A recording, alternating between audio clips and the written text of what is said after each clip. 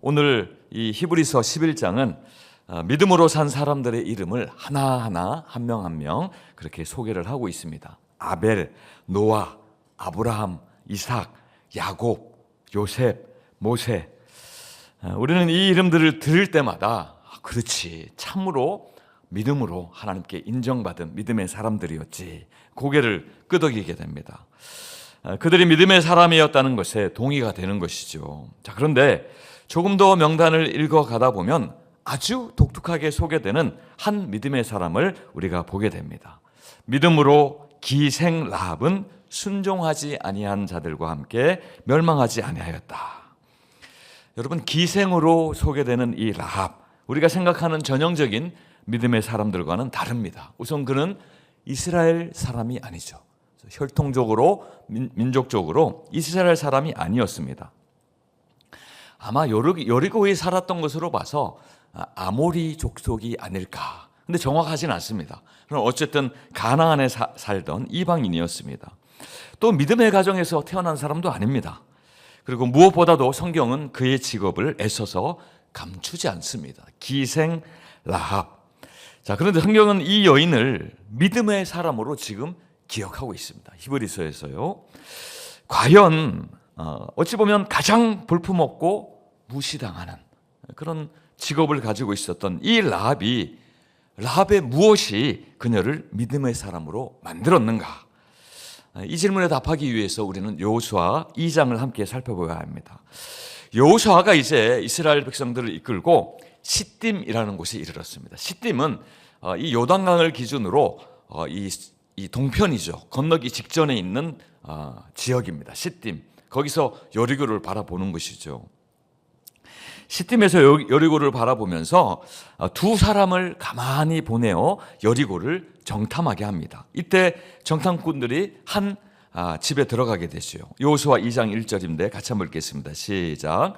눈의 아들 여호수아가 시딤에서 두 사람을 정탐꾼으로 보내어 이르되 가서 그 땅과 여리고를 엿보라 하매 그들이 가서 라합이라 하는 기생의 집에 들어가 거기 유숙하더니, 여리고에 있는 한 집, 바로 라합의 집이었습니다. 아마 라합이 기생이었기 때문에 그녀의 집은 여러 사람이 드나드는 여관이나 아니면 방이 딸린 술집 같은 곳으로 그렇게 봅니다. 자, 그렇다면 정탐꾼들이 쉽게 발각되지 않아야 하지 않겠습니까? 그러면 여러 사람들에게 섞여야 되겠죠. 또 그런 여관이나 또 술집이라고 하면 외지에서 여리고를 방문하는 사람들도 쉽게 찾을 수 있는 곳이기 때문에 그렇게 그곳으로 들어간 것으로 볼 수 있습니다. 자, 그런데 이런 정탐꾼들의 노력에도 불구하고 그들은 정탐하러 들어간 그날 밤에 큰 어려움에 빠져요. 여호수아 2장 2절 3절인데 교독하겠습니다. 어떤 사람이 여리고 왕에게 말하여 이르되 보소서, 이 밤에 이스라엘 자손 중에 몇 사람이 이 땅을 정탐하러 이리로 들어왔나이다. 여리고 왕이 라합에게 사람을 보내어 이르되 내게로 와서 내 집에 들어간 그 사람들을 끌어내라. 그들은 이 온 땅을 정탐하러 왔느니라. 정탐꾼들이 이 기생 라합의 집에 들어간 사실이 거의 얼마 지나지 않아서 여리고 왕에게 알려진 것이죠. 사진을 한번 볼까요? 네, 여리고 이렇게 복원한 조감도인데요. 여리고를 보면 마치 방주같이 생겼죠. 배 모양으로 이렇게 생겼어요. 높은 언덕에 저렇게 외성이 있고 내성이 있고, 내성과 외성 사이에도 집들이 이렇게 빼곡히 들어차 있고 내성 안에 많은 집들이 들어차 있는 것이죠. 자, 그런데 여러분들이 생각한 여리고성보다 크기가 아주 큰 것 같지는 않죠. 여리고성이 저렇게 봐서는 지금도 저 흔적이 있는데요. 이 둘레가 한 1km 정도밖에 안 되는 거예요. 그러니까 이렇게 이쪽 횡으로 하면 한 450m, 이쪽 옆으로 하면 한 150m 정도 되는 그런 공간인 거죠. 물론 이제 저때 당시는 저렇게 성을 짓고 살고 주변에도 많이 흩어져서 사람들이 사는 거죠. 전쟁이 일어나면 어떻게 합니까? 그 성으로 다 들어오는 거죠. 고대 도시들이 다 그렇습니다. 그러니까 중심성을 들고 넓은 지역에 흩어져서 사는 것이죠. 위기 때만 저 성에 들어오고, 물론 이제 위기가 아니더라도 성에 상주하는 사람들도 분명히 있고요. 자, 어쨌든 그러니까 저 정도 되는 성이니까 낯선 사람이 들어와서 좀 이상하게 행동을 하니까 곧바로 보고가 되는 거예요. 여리고 왕에게. 여리고 왕은 라합에게 명령합니다. 그 사람들을 내놓아라. 여러분, 고대 사회에서 왕의 명령은 어떻습니까? 절대적이에요. 절대적이에요. 그 왕의 명령을 듣지 아니하면 곧바로 반역죄입니다. 죽음에 이를 수 있습니다. 자, 그런데 이때 라합이 놀라운 선택을 하는 것이죠. 여호수아 2장 4절 5절인데요. 그 여인이 라합을 이야기합니다. 그 두 사람을 이미 숨긴지라 이르되 과연 그 사람들이 내게로 왔었으나 그들이 어디에서 왔는지 나는 알지 못하였고 그 사람들이 어두워 성문 닫을 때쯤 되어 나갔으니 어디로 갔는지 내가 알지 못하나 급히 따라가라. 그리하면 그들을 따라잡으리라 하였으나. 라합은 왕의 명령을 거부합니다. 그 사람들을 내놓으라 라고 하는 그 명령을 거부한 거죠. 오히려 그 정탐꾼들을 자기의 집 옥상에 3대를 놀려놓은, 3대를 말리러 널어놓은 그 단에 숨겨주는 것이죠. 정탐꾼들을 숨긴 라합의 행동은 사실은 굉장히 위험한 행동입니다. 발각되면 라합은 반역자로 죽임을 당할 것이고 그의 가족도 위험에 처해질 수 있는 것이죠. 반대로 라합이 왕의 명령을 따라서 그 정탐꾼들을 고발하면, 내놓으면 어떻게 됩니까? 여리고의 영웅이 되는 것이죠. 그죠? 정탐꾼, 스파이, 간첩을 보고하였다. 간첩을 이 라합 때문에 잡을 수 있었다 하는 것이죠. 자, 그런데 라합은 그렇게 하지 않아요. 왜냐하면 라합의 마음속에 이미 결론을 내렸기 때문에 그렇습니다. 어떤 결론입니까? 그녀의 마음속에 있던 결론, 그가 보았던 결론은 이거예요. 여리고가 무너지는 것을 보았습니다. 그리고 여호와의 승리를 본 것입니다. 그래서 그는 여리고 왕보다 더 큰 하나님의 주권에 자신의 삶을 온전히 맡기기로 결단한 것이죠. 그래서 이런 행동이 나오는 것입니다. 여기서 우리는 믿음의 중요한 정의 하나를 발견하게 되는데 믿음은 내 삶에서 누가 최종적인 결정권자인가, 누가 나의 삶의 최종 승인자인가 하는 문제입니다. 믿음은 어떠한 막연한 느낌이나 감정에서 시작되지 않습니다. 성경이 말하는 믿음은 언제나 하나님을 바로 아는 것에서 출발합니다. 라합의 믿음이 그렇습니다. 라합이 지금 그냥 대충 알고 하나님을 대충 듣고서 이런 결정을 한 것이 아니라는 것을 말씀하는 것입니다. 라합은 정탐꾼들에게 나중에 이렇게 이야기해요. 여호수아 2장 9절 10절인데요. 말하되 여호와께서 이 땅을, 여리고를 너희에게, 이스라엘 백성들에게 주신 줄을 내가 아노라. 완료형으로 쓰고 있죠. 완료형, 이미 이루어진 것처럼 보고 있어요. 주신 줄 내가 아노라. 우리가 너희를 심히 두려워하고 이 땅 주민들이 다 너희 앞에서 간담이 녹나니 이는 너희가 애굽에서 나올 때에 여호와께서 너희 앞에서 홍해물을 마르게 하신 일과 너희가 요단 저쪽에 있는 아모리 사람의 두 왕 시혼과 옥에게 행한 일, 곧 그들을 전멸시킨 일을 우리가 들었음이니라. 여호와께서 이 땅을 너희에게 주신 줄 내가 분명히 알았다라고 이야기하고 있습니다. 여호와 하나님에 대하여서 분명히 라합 안에 믿음이 있었던 것이죠. 이 지식을 가지고 지식 안에 믿음을 가지고 있었던 것입니다. 여기서 내가 아노라라고 하는 말은요, 단순히 소문을 들어서 안다, 그런 의미가 아닙니다. 여기서 안다라고 하는 것, 야다라고 하는데요, 깊이 생각한 후에 그 어떤 사실을, 또 어떠한 그런 사건을 들어서 그냥 생각한 것이 아니고 깊이 그 사건이나 또 어떠한 일을 생각한 후에 확신을 가지고 결론에 이르렀다. 나는 이제 그 결론에 이르렀다라고 이야기하는 거예요. 라합은 아마 주실 것이다 라고 말하지 않았습니다. 그는 이미 판단을 끝낸 사람처럼 이야기해요. 아직 여리고성은 무너지지 않았습니다. 어떤 일도 일어나지 않았습니다. 그러나 라합의 생각에는, 그 마음 안에는 이미 여리고는 이스라엘에게 주신 것으로 완료된 거예요. 끝난 거예요. 결과가 결정되어 있었던 것입니다. 여러분, 믿음에서 이 점이 참으로 중요합니다. 라합의 믿음은 상황이 좋아 보여서 생긴 희망이 아니었습니다.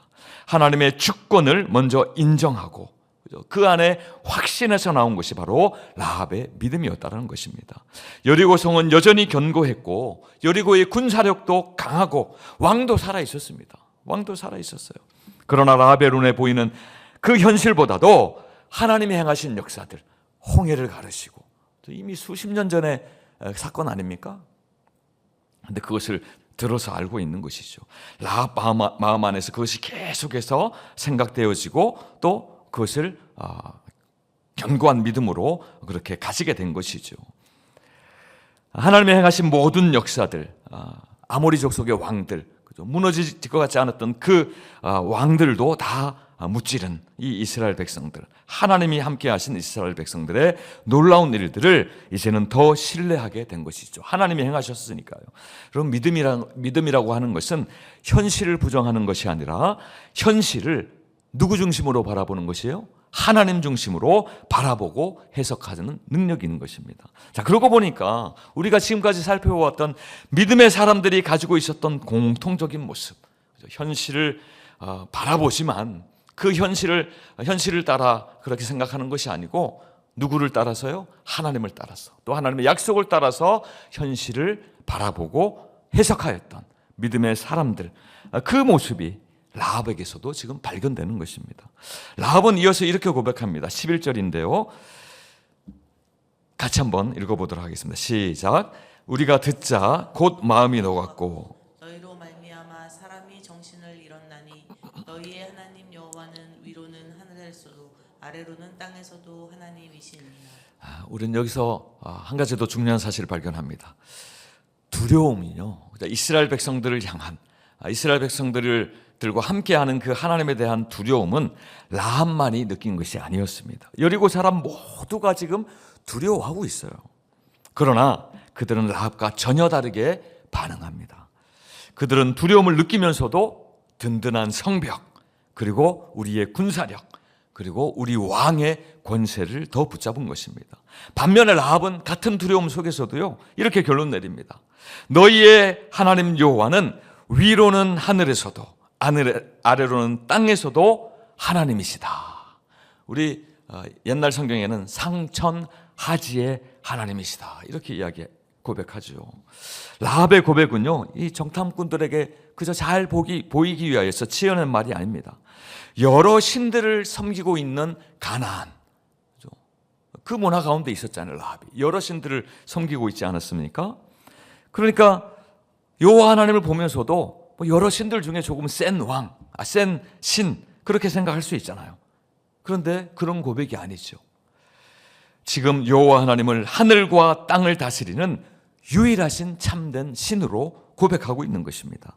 라합은 너희 신이 우리보다 강하다라고 말하는 것이 아니고요, 너희의 신 그 여호와가 참 하나님이시다, 참된 신이시다라고 고백하고 있는 것입니다. 여기서 우리는 믿음의 본질을 또 보게 됩니다. 믿음은요, 하나님이 누구이신지를 정확하게 알고 상천하시의 하나님, 하늘의 하나님, 땅의 하나님, 그분을 하나님으로, 참된 신으로 인정하는 것입니다. 유일하신 하나님으로 인정하는 것입니다. 그리고 하나님을 바로 아는 그 믿음은요, 반드시 믿음의 선택으로 드러나게 되어 있습니다. 라합의 믿음은 이제 생각에만 머무르지 아니하고 자신이 결정한 대로, 선택한 대로, 그 여호와 하나님을 따르는 대로 이제 실제 행동으로 이어지게 됩니다. 이제 라합은 그 정탐꾼들을 성벽 밖으로 내려보냅니다.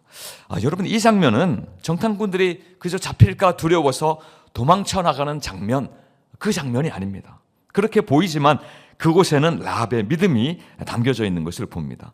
라합의 집은 여리고 성벽에 붙어서 지어진 집으로 성경은 이야기하고 있습니다. 그러니까 화면을 볼까요?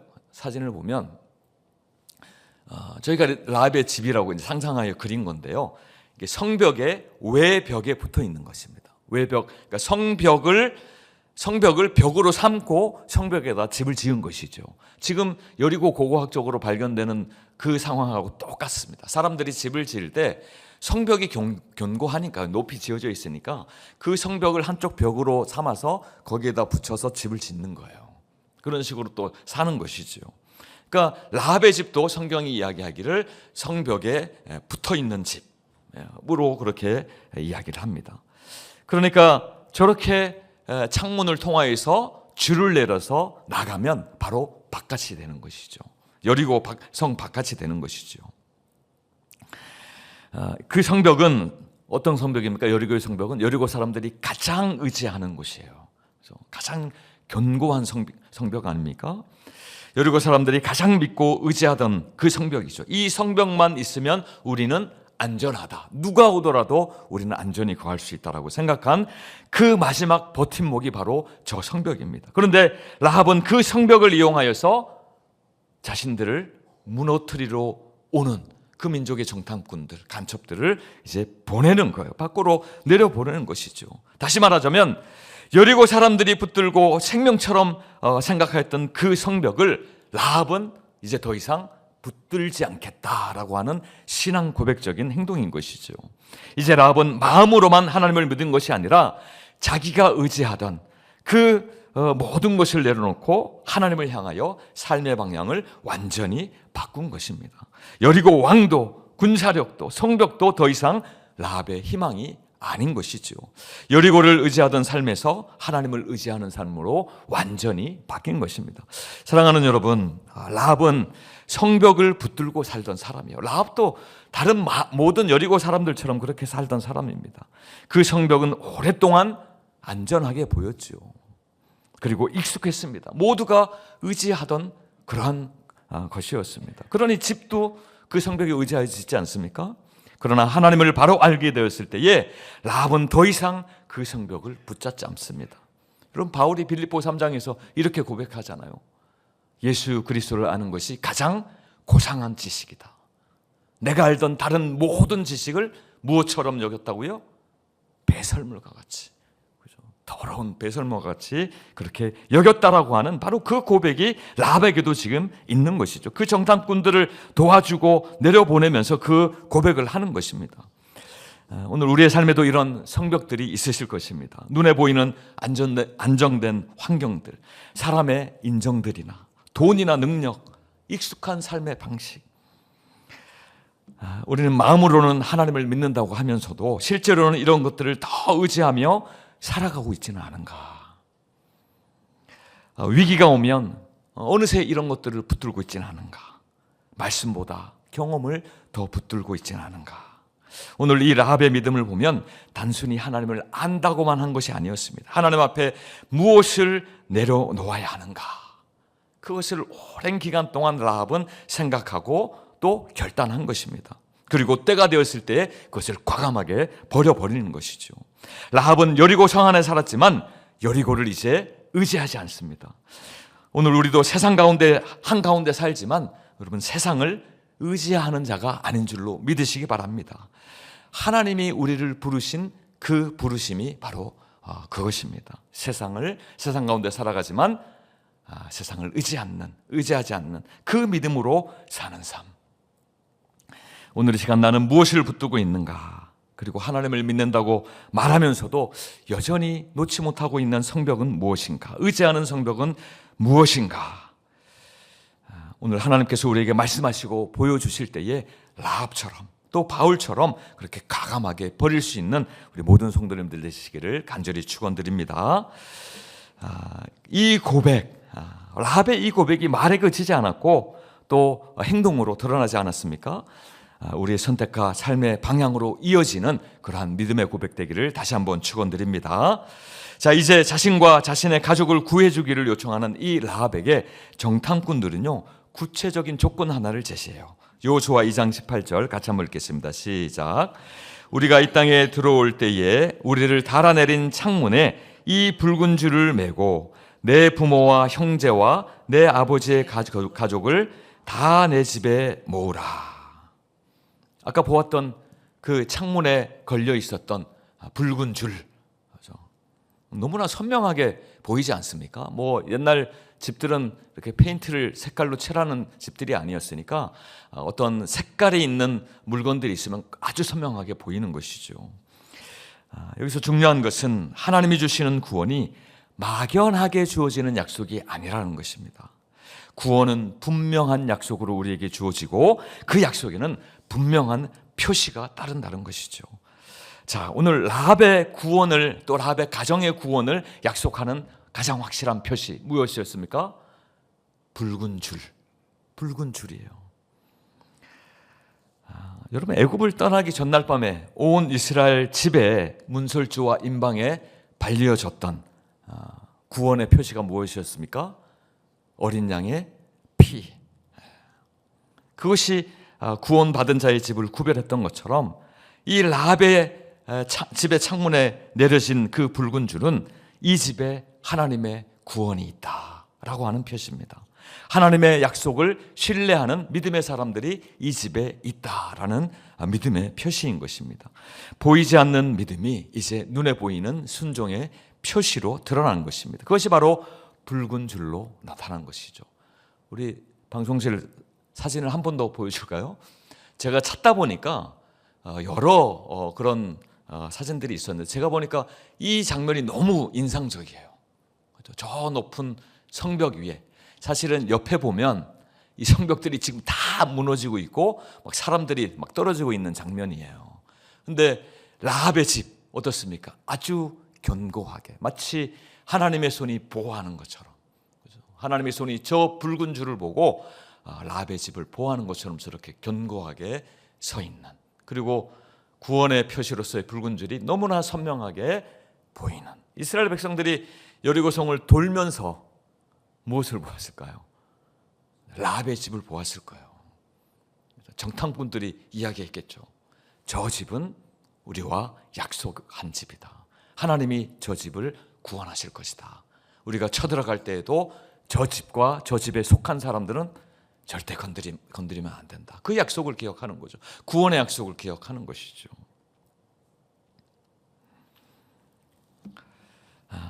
여러분, 저 붉은 줄을 보면서 또 다른 믿음의 한 모습을 봅니다. 여러분, 믿음은 한 번의 결단이 분명히 필요합니다. 우리가 처음 구원으로 초청받을 때 결단이 필요하죠. 그러나 그 한 번의 결단으로 절대 끝나지 않는다는 것을 저 붉은 줄을 통해서 또한 우리는 보게 되어집니다. 정탐꾼들이 말한 모든 조건을 라합은 받아들입니다. 가족을 집안에 모으고 또 붉은 줄을 창에 매달아 놓는 것이죠. 그리고 이 일을 밖으로 알리지 않습니다. 여러분, 이 모든 과정은 시간과 긴장을 요구하는 그런 순종이죠. 성이 무너지기까지 며칠이 걸립니다. 바로 이스라엘 백성들이 쳐들어오지 않았어요. 며칠이 걸립니다. 시간이 걸립니다. 그 일이 걸리기까지 여러분 아무런 일이 일어나지 않았어요. 바로 여리고성이 무너진 것이 아닙니다. 그러나 그 기다림의 시간들 속에서도 라합은 여전히 창문에 내려진 그 붉은 줄을 바라보면서 참고 인내하고 하나님이 약속하였던, 정탐꾼들을 통하여 약속하였던 구원의 시간을 기다리는 것입니다. 믿음은 위기의 순간에만 반짝하고 드러나는 용기가 아닙니다.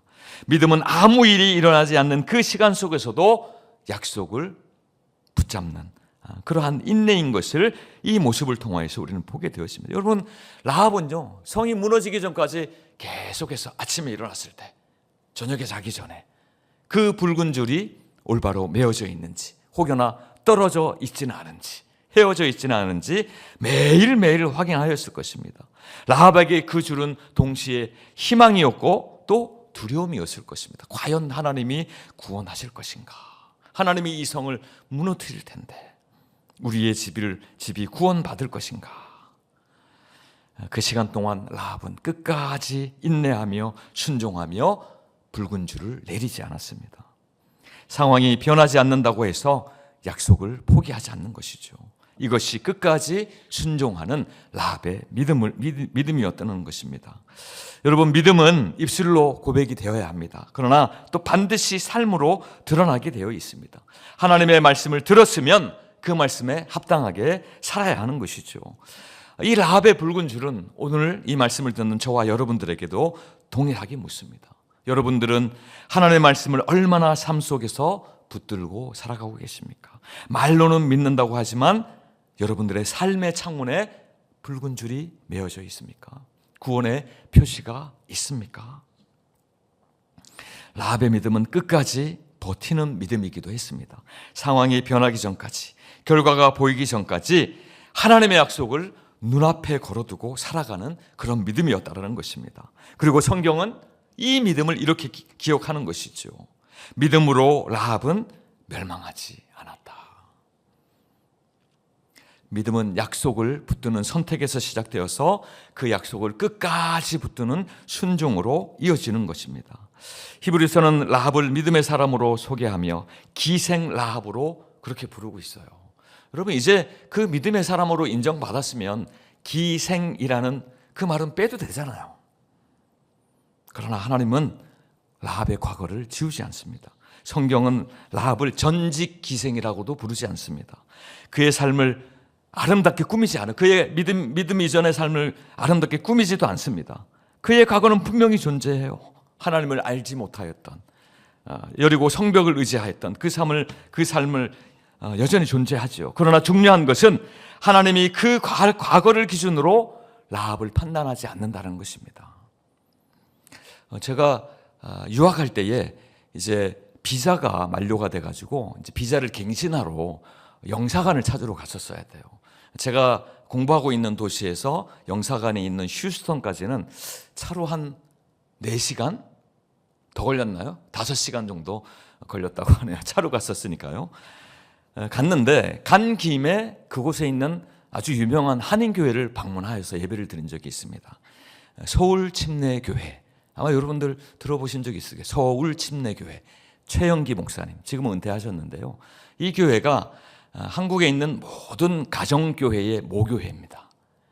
셀처치들 있죠. 가정교회 사역을 하는 교회들. 아마 우리 한밀교회도 목장 체제로 전환하면서 이 셀처치를 원로 목사님이 많이 참고하셨다 그래요. 그래서 콜롬비아, 남미에 있는 콜롬비아까지 다녀오셨다고 얘기를 들었어요. 그게 이제 셀처치, 가정교회를 하는 교회들을 방문하기 위해서 방문하신 것입니다. 그런데 이제 미국의 이 한인교회 중에 가정교회를 가장 먼저 시작하고 가장 성공적으로 적용한 교회가 있습니다. 이 서울침례교회예요. 여러분도 기회가 되시면 한번 꼭 방문해 보시길 바랍니다. 이 서울침례교회의 이 목장은요 굉장히 독특합니다. 아주 잘 구성이 되어 있고 그래서 이제 유명해졌는데요. 그래서 저도 이제 간 김에 그 교회를 참석해서 이제 예배를 드렸는데 예배 시간에 간증 시간이 있어요. 이 목장에 간증 시간이 있는데 어떤 분이 나와서 간증을 했냐면 술집의 접대부, 여성 접대부. 그러니까 기생라합과 같은 사람이에요. 한국에서 오신 분이에요. 그러니까 돈을 벌기 위해서 술집에 취업을 한 사람이죠. 그분이 나오셔가지고 간증을 하는 거예요. 내가 돈을 벌기 위해서 여기까지 왔다. 술집에서 이제 이민 온 사람들을 접대하면서 그렇게 살았었는데 이제 이 가정교회의 한 성도님과 함께 성도님을 만나게 되고 그 성도님께 예수님을 소개받게 되고 가정교회에 연결이 돼가지고 그 가정교회에서 예수님을 영접한 거예요. 그 가정교회가 얼마나 그 사람을 위하여 섬겨주고 또 그 사람의 직업, 그러니까 뭐 가정교회를 다닐 때도 계속해서 술집 접대원으로 일은 하였으니까요. 근데 그것에 대해서 비판하거나 멀리하거나 싫어하거나 꺼려하지 않고 그걸 고백하는 거예요, 그 사람이. 그래서 나는 예수 그리스도의 사랑을 이분들을 통하여 경험하게 되었다. 울면서 간증하는 거예요, 여자분이. 깜짝 놀랐어요. 깜짝 놀랐어요. 너무 충격이었어요.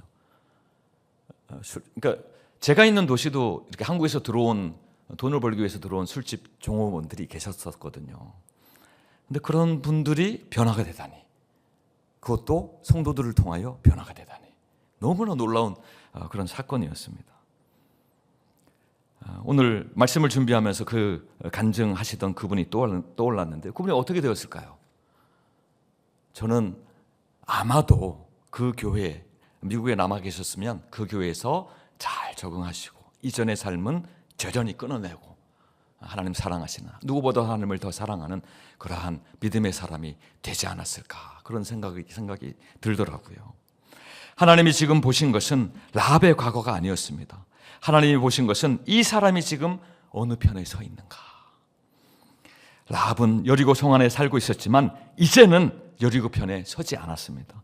그녀는 자기 민족과 자기 도시와 자기의 지나온 인생을 넘어서 이제 구원하시는 하나님, 자유케 하시는 하나님, 회복케 하시는 그 하나님 편에 서 있는 것입니다. 여러분, 이것이 바로 하나님께서 보신 라합의 믿음이었습니다.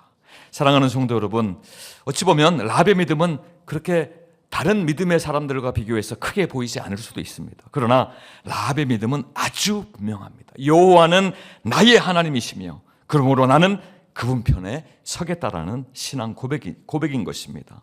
오늘 이 새벽 하나님은 우리들에게도 이렇게 묻고 계십니다. 너는 지금 어느 편에 서 있는가? 오늘 라합을 보면서 믿음은 다시 한번 선택하는 것임을 깨닫게 됩니다. 이 시간 라합처럼 여호와는 하늘과 땅의 하나님이십니다. 그러므로 나는 하나님 편에 서겠습니다. 이렇게 다시 고백하며 믿음으로 결단하는 우리 모든 성도님들 되시기를 간절히 축원드립니다.